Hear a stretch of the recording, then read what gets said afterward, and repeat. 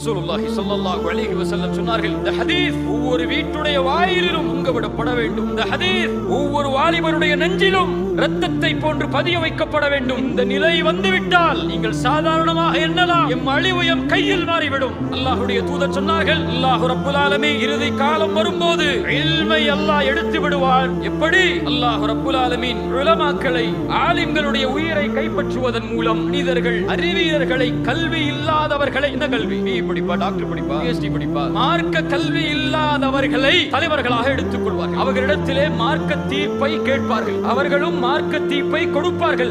கல்வி இல்லாமல் அவர்களும் வழிகடுவார்கள், இவர்களையும் வழிகடுப்பார்கள். ஆனால் மிகப்பெரிய மூலச்செலவை முஸ்லிம் சமூகத்தின் வாலிபர்களின் மேல் செய்யப்படுகிறது. அதில் சென்று தன் ஒட்டுமொத்த சமூகத்தையும் மதிப்பை பெற்றுத்தரக்கூடிய செயலை செய்து தன் வாழ்வையும் தன்னோடு சேர்ந்திருக்கக்கூடிய குடும்பத்தின் வாழ்வையும் ஒரு சமூகத்தின் வாழ்வையும் அளித்துக் கொண்டு